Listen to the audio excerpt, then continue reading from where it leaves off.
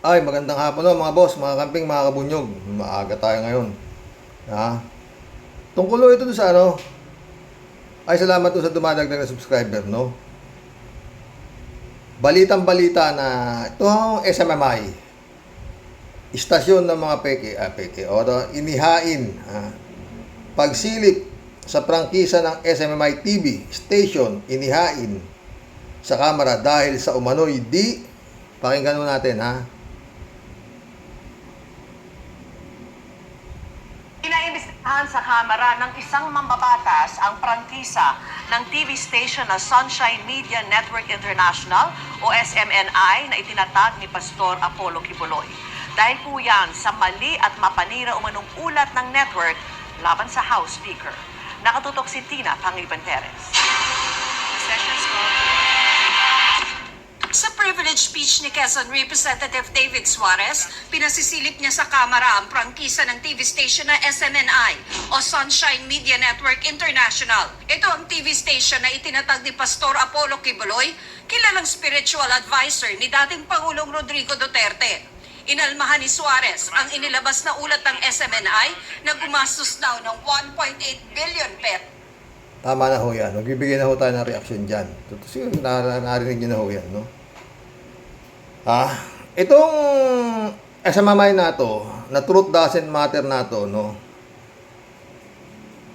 Bakit ganyan lang pinasisilip, Kongreso, ng Kamara? Bakit? Dahil nga, meron silang hindi nagustuhan na ikinalat na fake news na itong istasyon na to ni Kibulog, Kibaliw ba? Ano ba? Kung hindi pa pala na nito yung camera, hindi pa gagalaw ang camera. Di ba?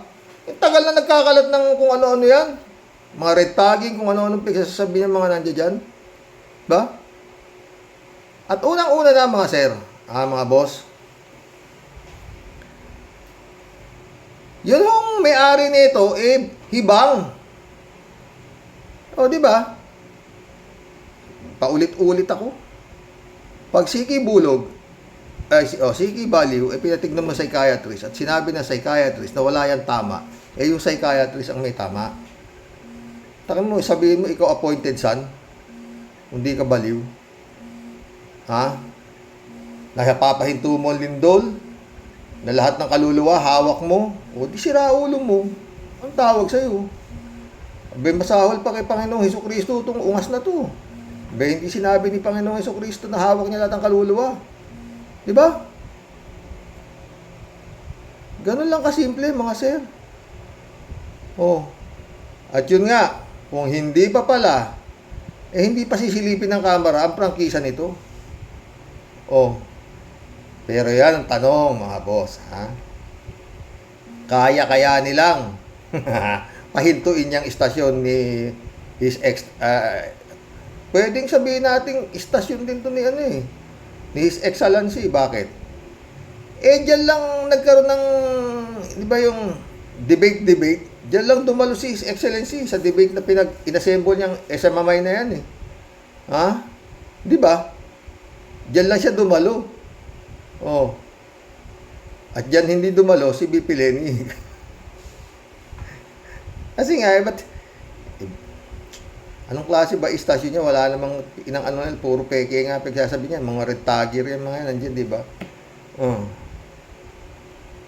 Hindi ko nga ako nanonood niyan Sa totoo lang, wala kang mapupulot kundi puro mga komunista, mga salot, mga rebelde, terorista. Yun lang ang pagsasabi niya. Wala namang iba pinag-uusapan dyan Di ba?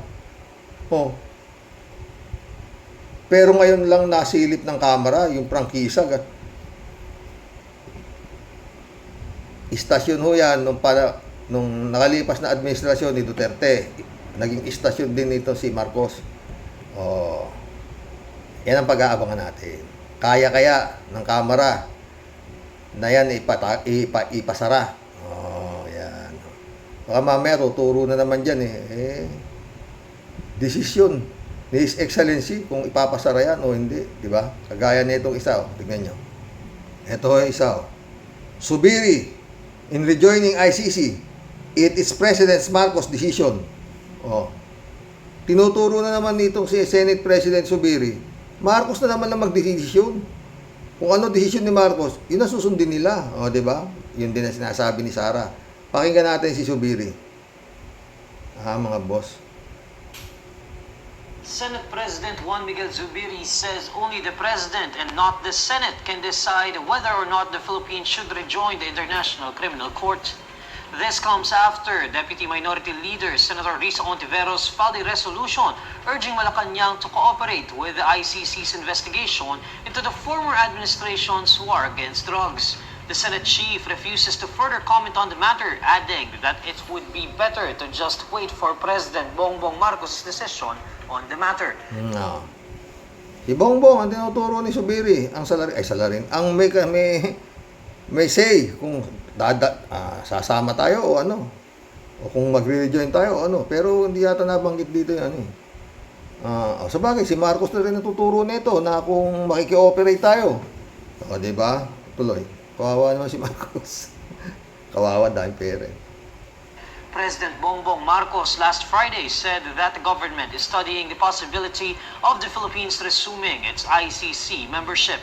For his part, Senator Bato de la Rosa says he already expected such a move from Ontiveros, adding that he believes the resolution will not gain traction.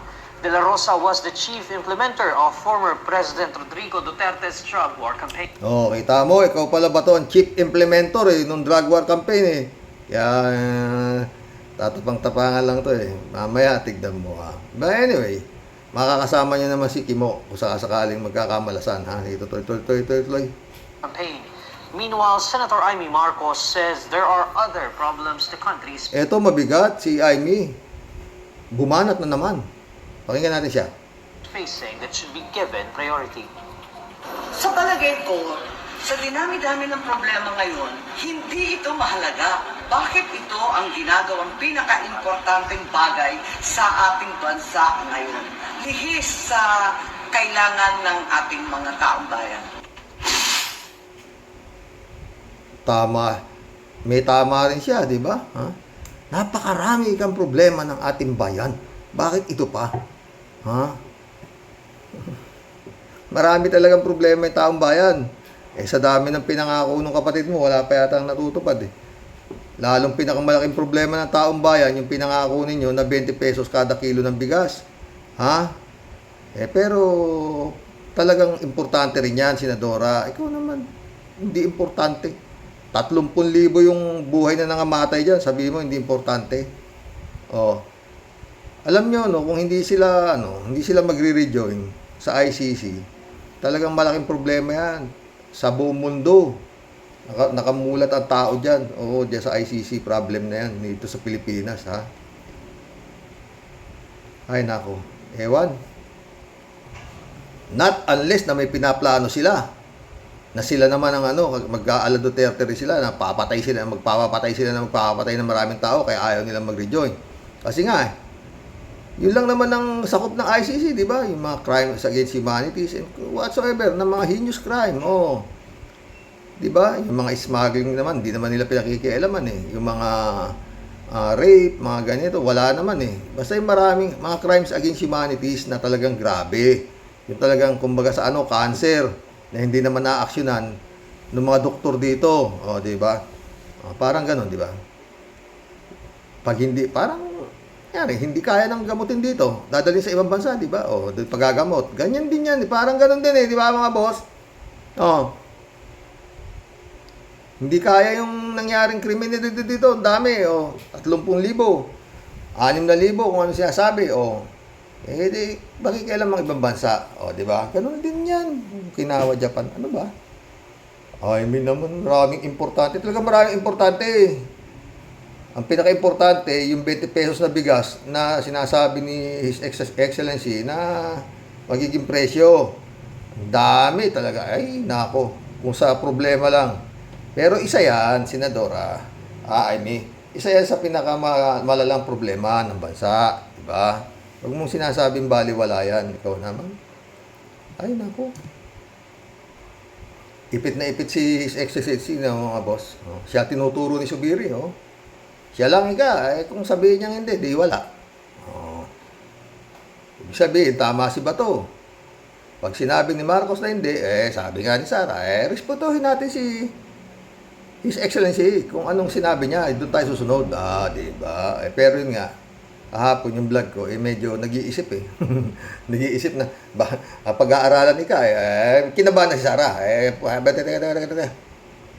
Punta mo kami ng DOJ at sasabihin namin yung ano namin, inunahan ni Sara Oo. Diba sabi niya, respetuhin natin si His Excellency. Pero, sabi niya, pupunta muna ako sa DOJ at iano namin yung stand namin. Kasi, nakita ni Sara talagang wiwindang-windang na yung utak ni His Excellency. parang gustong gumanon dati pag biglang gumagulong-galon na yung utak kaya, teka, kinakabahan na talaga, burido na si Sara Pero yun nga mga boss, yung pressure kay His Excellency ng mga nagsasabi sa kanya na nakamata sa atin ang mga tao. Kung anong gagawin mo, magdesisyon ka, ganun. Dalawa lang naman yung pagpipilian mo diba? Umanib ka doon sa mga namatay o doon sa nagpapatay. Ganun lang yan, ganun kasimple yan diba? Balik tayo kay Kibulog, kay Kibaliw, Patansya ko mga boss. Marami-raming popcorn yan, hindi kayang ipasara yan. Kasi pag yan ipinasara, nitong naipasara ng Kongreso siyempre, baka sabihin na naman ni His Excellency, wag.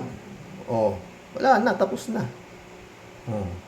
Kaya pag naipasara yan, may pag-asa yung ICC na mag-rejoin. Yan na yan. Parang sinabi mo na yan na kakalag ka na diba?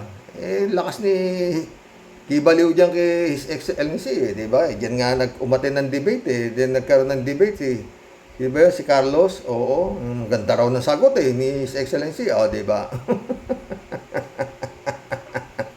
Taragis na Pilipinas. Paano tayo ngayon yan? Okinawa, Japan, kagulo mga boss. Ang dami pa yan. Yung mga pogo, kung anong problema ng Pilipinas. Kaya yung mga kaibigan yung mga naging kaibigan ko dito sa mga abroad, nako, swerte ninyo mga boss. Nandiyan kayo. Wala kayo dito, Ay, nako. Hirap po ng hindi naman mahirap ang pwesto ni His Excellency. Sa ICC, choices are kapakanan ng taong bayan, kapakanan ng tao, yung mga naging biktima, o kapakanan nung nambiktima. Diba? Kaya hindi sinabi ko hapon, 1:1,000. Puproteksyonan mo yung isa o yung libo-libong nangamatay dahilan doon sa isa. Simpleng isipin, di ba mga boss? Ganon din tong ICC na to. Mabigat din sa kanya ito. Kasi nga, pag napasara to, kung papapasara,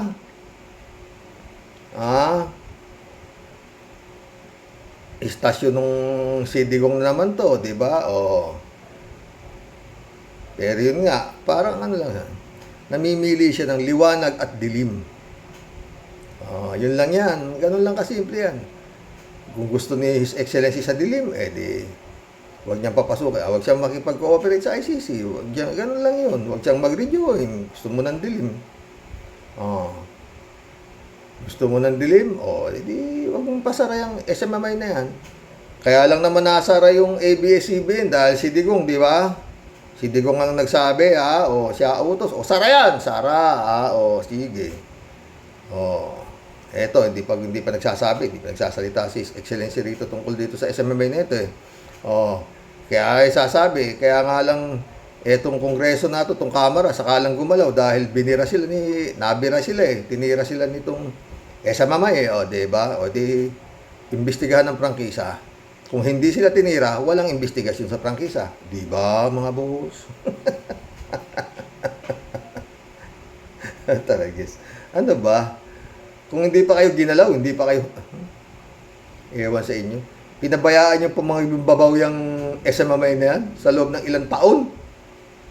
spiritual advisor of sa Digong.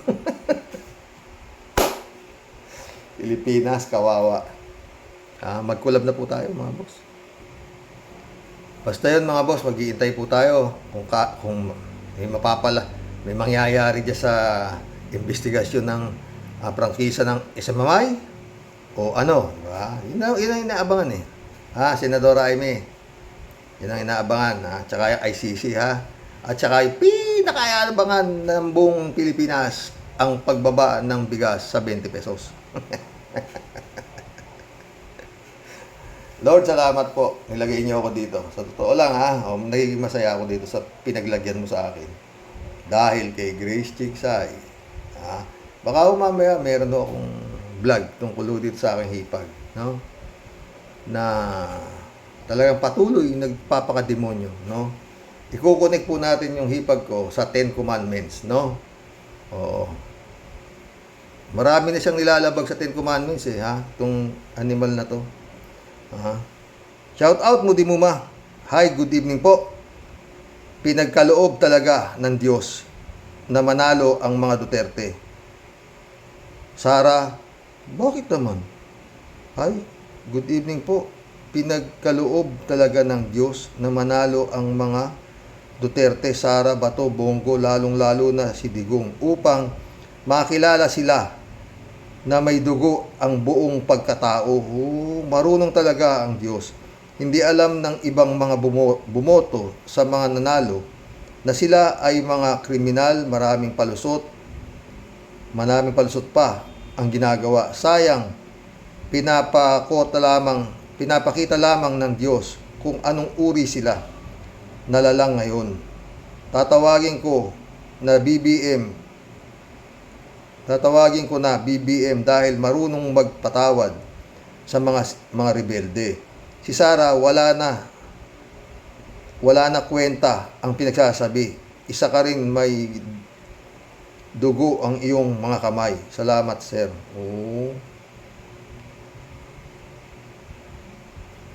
Kathleen Remo. Shout out Kathleen. Kathleen Remo. Shout out Kathleen Remo Sir, good day po. Mukha na pong hindi nakakatulog si Sara Kurakot. Haggard na ang kanyang hitsura. Wala nang ngiti. Pagka-agrogante, dapat ikulong na mga yan sa ibang bansa. Galit si Kathleen. Tem, shout out Tem. Papayag ba naman si BBM mapagbantaan siya ng kung ano-ano kagaya ng stabilization, coup d'etat, revolusyon, kaya kinakabahan si BBM. Elizabeth Iscare, shout out sabi niya. Good evening, Sir Rox. Tama kayo, Sir Rox. Na kinakabahan na ang kampo ni Digong na yan. Kasi nga, anytime pwedeng magbago ang isip ni BBM sa napayagan niyang pumasok ang ICC dito. Na dapat niya itong gawin para bumango na ulit ang bansa natin sa international community, di ba? At yan ang magkakaroon ng magandang imahe sa ating mga Pilipino. At maraming hahanga dito sa kanya. Totoo. Siyempre, yan ang mga yan ang iniisip niyan Dito, ilang beses na niyang sinagip yung bulok doon nga saan, di ba? Ulit yung korupsyon niya, hindi na nga inintindi. Gusto niya pa na naman dito? Wala. User, shout out. Hindi matatakot ang mga Duterte kung wala ang mga Duterte. Wala sa pwesto ang mga yan. Matagal na yang nagbalik hanggang Senate lang yan. Hindi natin masabi. Naghalo ang Marcos loyalist saka itong Digong loyalist. Ganun ang ibig sabihin, di ba? Di nakatulong din yung Marcos, di ba? Elizabeth Iscare ulit Sir Rox, sana nga tuluyan ang magalit at lumayo na itong BBM nito sa kamandag ng mga Duterte para mawala ng angas ng mga ito sa ating bayan. Kasi nga, sumosobra na ang angas ng mga Duterte na yan sa atin.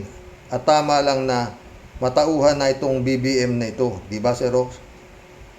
Sinabi mo pa. Limbrado Ludovico, shout out. Blessed Tuesday morning, karaoke, and to all karaoke warriors watching from Edmonton, Alberta, Canada. God bless po, stay safe and healthy. Maganda yan. Pero lalong gaganda ang takbo ng bansa kung ang ICC papapasukin mo. Bungit, babango pa ang pangalan mo. Tabla-tabla na lang ang laban. O, diba? Totoo. Di pa ba sapat na hindi niya na pinakialaman yung mga korupsyon nangyari nung panahon ni Duterte? Eh dito naman sa war on drugs, wala naman siya kinalaman na naman dito. Oo, ba't sangga ka na? Sinasangga mo pa. Oh, di ba? Ramon Valencia, shout out. Good morning night, karaoke. At sa lahat ng mga ka-warriors. Karox, yung mga nahuling Chekwa, yung boss nila, mag-text lang yun. Makakalaya yun. Dahil text lang nung boss nila sa ambassador. At yung ambassador, magte-text din sa mga contact niya sa na opisyal sa gobyerno, di pauwi na yan, pero pagbalik niyan, iba na ang pangalan. Malakas ang koneksyon nila, parang pelikulang tabing lang yan. Totoo yan, Ramon Valencia. Ha? O, diba? Di mo nga alam kung sino ulo niyan eh. O, pero may naiisip ako. Palagi ko, hindi na naiisip nyo. Librado Ludovico, sabi niya, magulo ka talaga, sarang butangera. Respeto, tapos may pero. Ano ba yan? Palakas loob ka pa. Wait lang, kayong mga dutae. Malapit na ang karma. Diba? Olive Monty, shout out. Nang binanggit mo po, other day, hindi mo ba alam, ay napapangiti po ako. Of course, alam ko po. Kaya lang ganyan ang pamamaraan ko na pinapadaan ko sa pagtatanong para mag-isip ang bawat isa ng nagtago ng totoong dahilan kung bakit minabuti niyang mag-withdraw. Olive Monte ulit oh. For there is no hidden things that will not be revealed and made known, for it is written in the holy book. Librado Raul Villanada, shout out. Greetings, Kuya Rox. Ipadisbar si Kalida, wala man siyang business sa ombudsman. Ano yan eh, ano yan, Raul eh. Suntok sa buwan. Olive Monte ulit oh. Pandaigdig ang batas ng karapatang pangtao, International Law Against Crimes of Humanity. Napakagandang titulo ng batas para sa malakihang pang-aabuso, pagkitil ng maraming buhay like genocide. Yun lang naman iniimbestigahan nila, Olive eh. O diba? Ferdinand San Juan, shout out Good evening po, Karos. Kapag pinahintulutan ni PBBM ang ICC sa ating bansa, iyan ang pinakamagandang gagawin niya sa bansa at mamamayan. Malaking bagay sa atin at kay PBBM ang ICC sa ngayon at sa susunod pang panahon. God bless po. Pero, ewan ko ba dito kay Habalababa? Ayaw niya. Pero kung minsan, alam mo, si Gongs D, ano yan, tuso yan, ha? Baka sabi-sabi niya, hindi rin naniniwala kay Habalababa yan, O, di ba? Baka drama-drama lang itong magkapatid nato, pero, ganun di ba? Di ba? Stick War Legacy, shout out. Ano kinatatakot nila Ano kinatatakot nila Digong? Akala ko ba magaling matapang siya? Le-lecturean pa raw niya ang ICC. So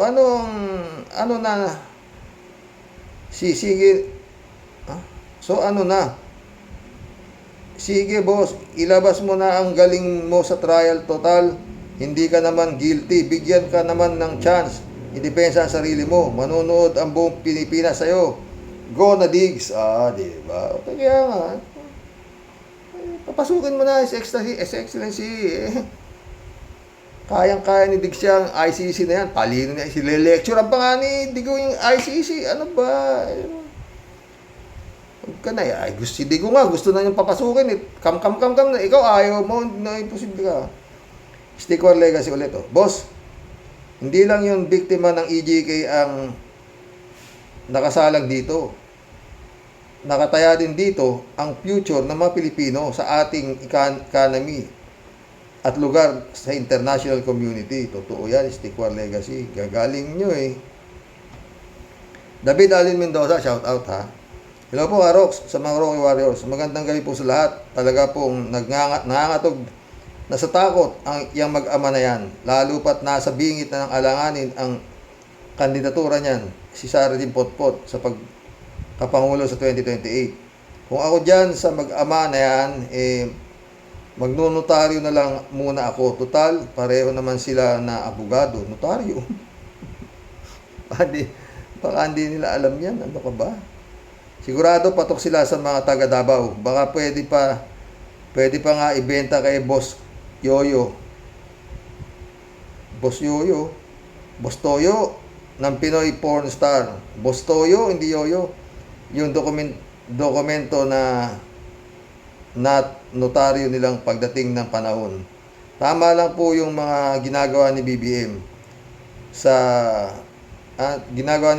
na saliwa ang mga paniniwala ng Duterte. Mabuti na lang at wala si Syoke at Tuko sa mga adviser ni BBM kung pabor kay Duterte ang mga sasabihin mo noon sa kanya.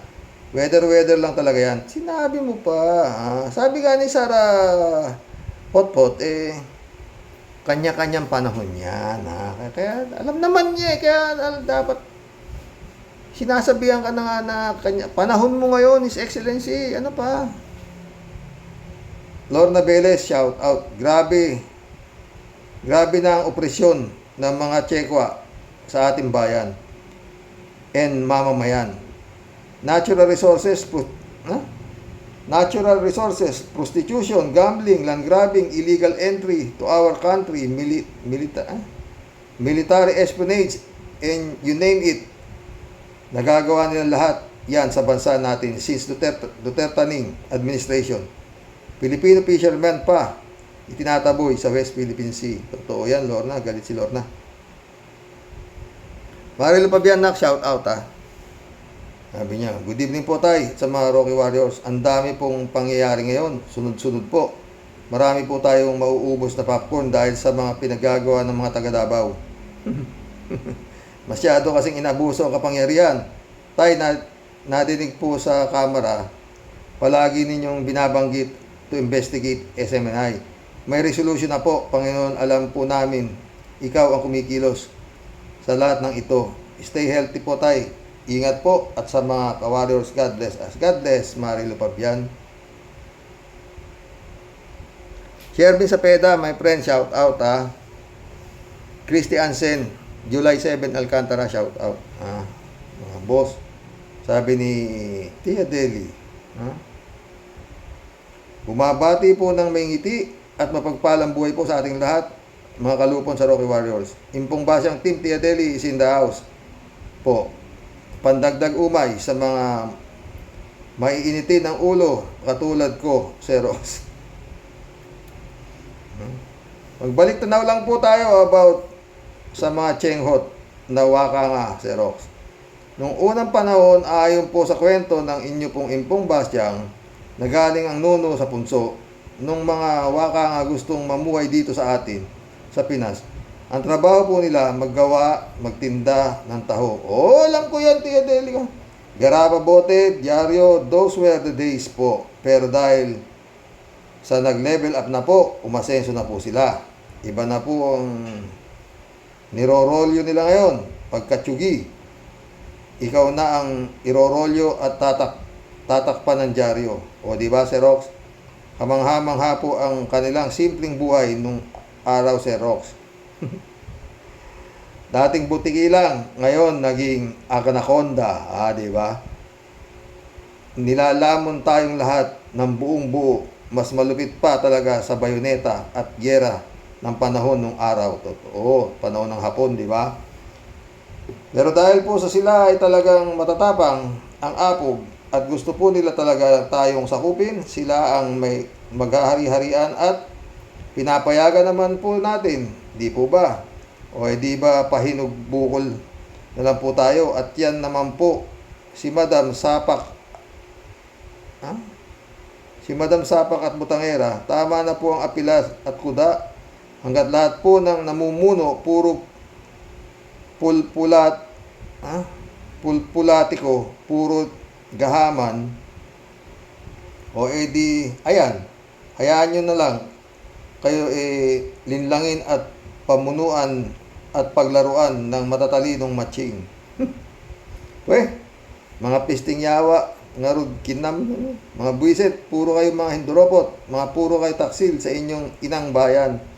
Puro paghakot ng pagnanakaw lang ang sa kaba ng bayan ang pinagkakaabalahan ninyo, mga pulpol.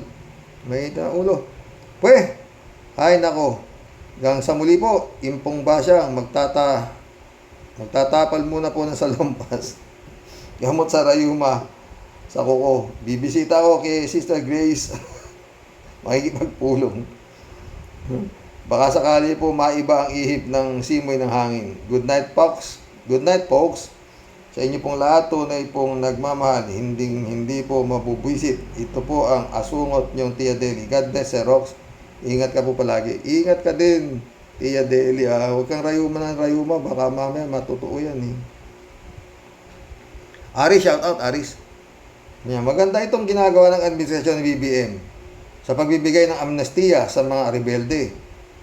Kaysa naman sa nagpapatayan na wala namang nangyayari. Sana ang mga PNPA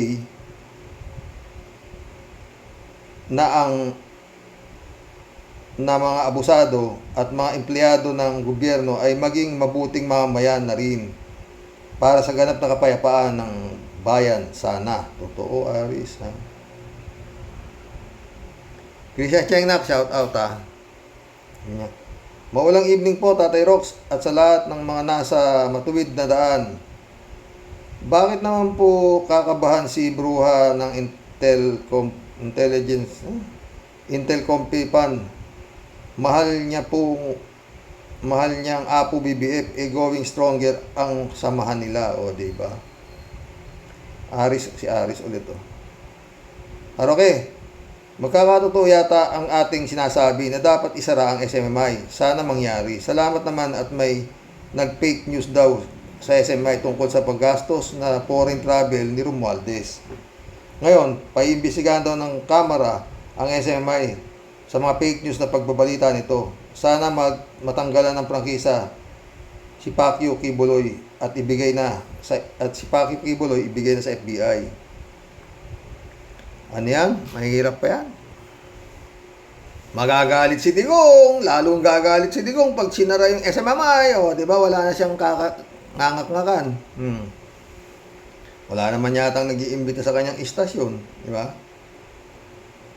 Dahil yun nga, pinagbababoy niya yung mga nung araw, yung mga media, di ba? Johnny Bigood, shout out. Gandang gabi, Karoke. Yan ang hirap sa Pilipinas. Kahit na may kaso at maraming kasalanan, kapag kaibigan at malakas ka sa itaas, hindi ka magagalaw. Halata namang pinoprotektahan pa rin ni BBM si Duterte, o diba? Okay.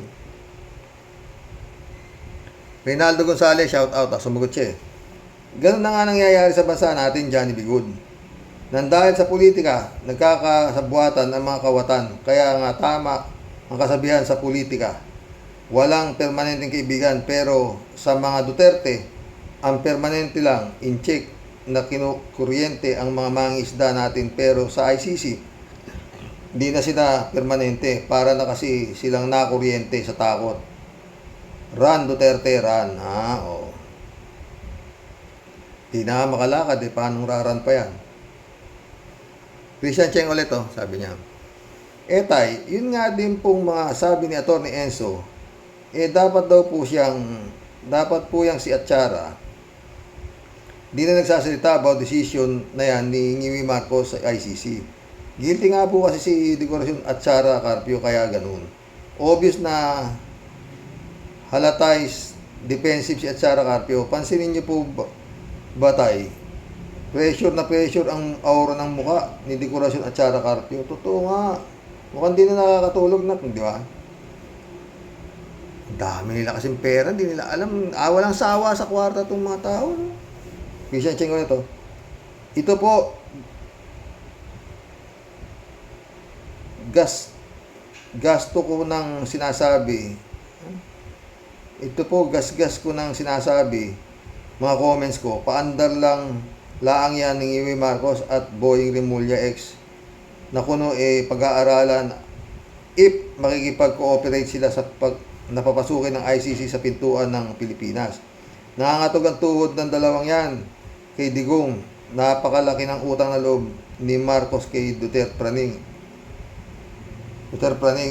Time to say thanks you po and stay safe po, Tatay Rox. Bye for now. God bless you. God bless, Christian Cheng. Jane L, shout out Jane L, ah. Tawa-tawa. Tatay Rox, nakakatawa nga si Sara. Sabi niya,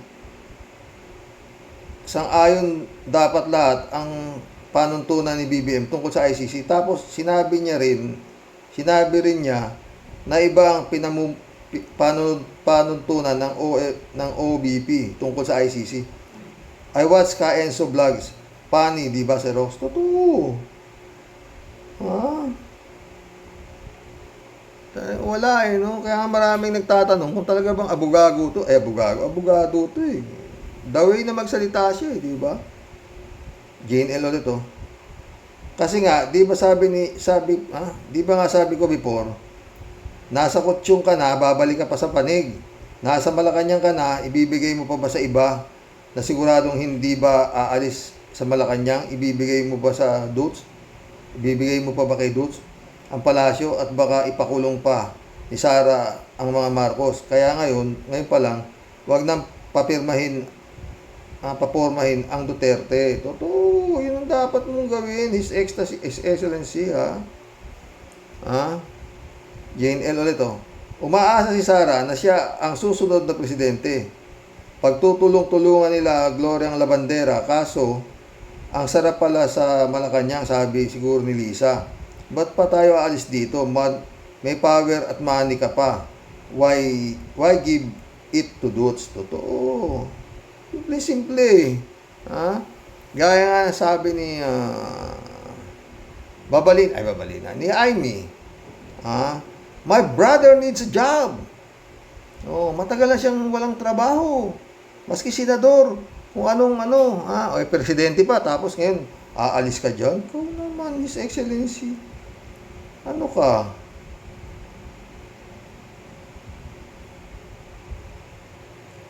Si Kalat ni Baya, shout out Hello, Miss Akira Milos, pleasant day, sabi niya. Jane L ulit Sir Rox, ibig sabihin ng sisiraan si Sara, meaning to destroy her ambition to become the next president. Maaga pa lang gawin ba kay Sara ang mangyari kay Binay? Di ba? Good evening, Karoke. Tira lang, Karoke. Be well, Mama Bear. Okay lang si Mama Bear. Wala pang schedule.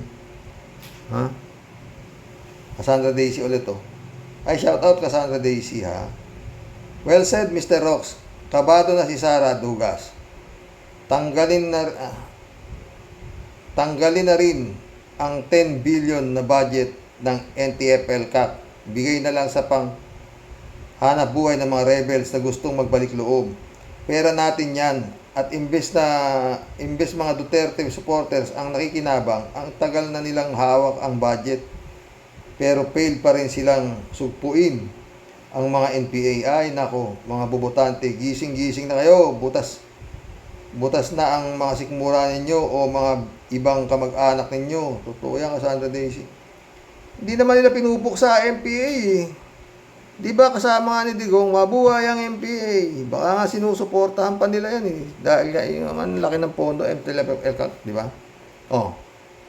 Eh, naman mga MPA, may nagpopondo dyan, tatagal sa bundok yan. Di ba? Oh. At sabi nga ni Matabato, yan ang mga kasama nila doon sa Davao Death Squad, mga MPA, di ba? Mga rebel returnees. Oh, si Matabato nagsabi niyan, nung ini-interview siya, di ba? Sandra Daisy ulit to. Napanood ba ninyo yung mga vloggers ni Sarah Money Eating Eagle ay pumunta sa China for 2 weeks para mag-attend ng propaganda seminars na organized ng China Communist Party noon, April-June this year, mga traidor. No, napanood ko yun, Cassandra. Jane L. ulit to. Si Rox, hala, ang SMMI iimbestigahan ng Kamara dahil daw sa excessive expenses ni Romualdez. Yay! Ito namang SMMI, akala nila si Digong pa rin ang president, hindi marunong bumusina. Ang Speaker of the House, hindi mo dapat inaaway kasi may power yan, lalo na kakampi niya ang nasa Malacanang. Tignan natin ngayon ang tigas ng Kibuloy. Kibuloy. Oh, yan ang titignan natin dyan, Jane. Kako na nga sa'yo eh. Pag naipasara ng Kamara yan, para talagang gera na yan. Agalit sa Digong. Wala na siyang pagngangak-ngakan. Ha, di ba? User, sabi niya.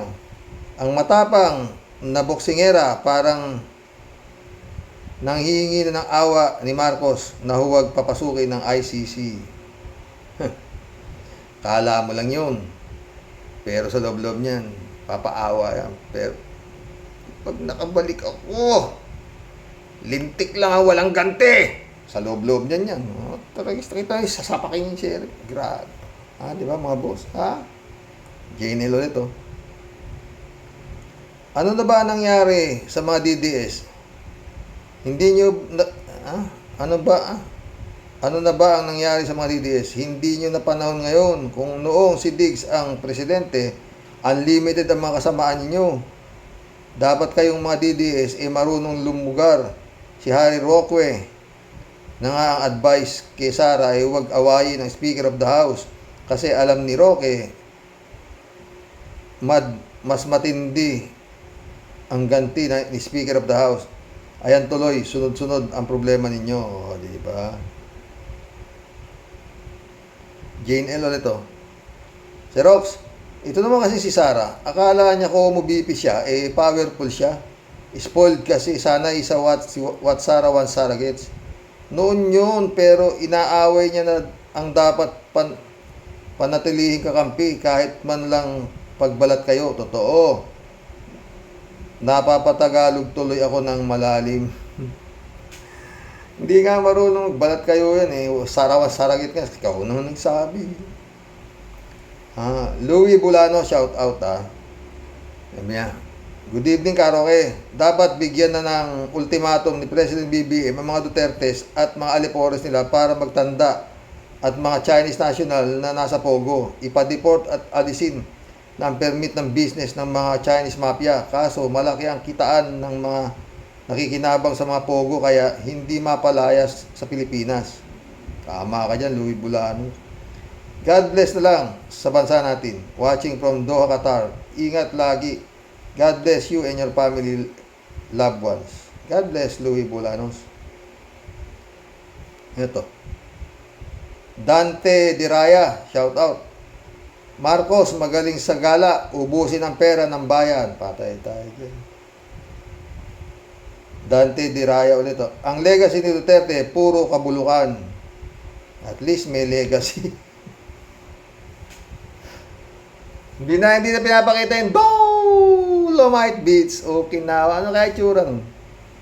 Milyon ang inubos doon sa anak ng puto na yun. Oo. Saka nakakita ng beach hindi pwedeng paliguan, mga gunggong. Akira Milos, shout out. Sabi niya, magandang umaga po dyan sa inyo, Mr. Soto lang. Sabi niya. Sancho Panza de la Brocha, shout out. Al Olalia, shout out. Sabi niya. Sa pagkakaloob ng amnestiya sa mga rebelde ng gobyerno, dapat nang buwagin ang NTF-ELCAC at ang militar na lamang ang gaganap ng tungkulin ng insurgency. Dapat lang naman bilyon-bilyon ng pondo niya NTR-ELCAC na ito ay pwedeng gamitin para sa mga magsasaka sa pagpapaunlad ng kaalaman ng teknolohiya sa produksyon ng bigas. Magandang araw, Sir Roque, at sa mga ka-warriors. God bless, Al-Ulalia. Totoo naman eh. Wala namang, ano silbi niyan? Yan nga unang-unang tatanggalin ni BP Lenny. Kung siya ang nayari, ay nanalo. Rinaldo Gonzales, sabi niya. Alam mo, Sir Rox, bawal na bawal yung pagpatay, mga war crimes, crimes against humanity. Kaya tayo, binigyan ng Diyos ng hangin. Ito na, magaling din to.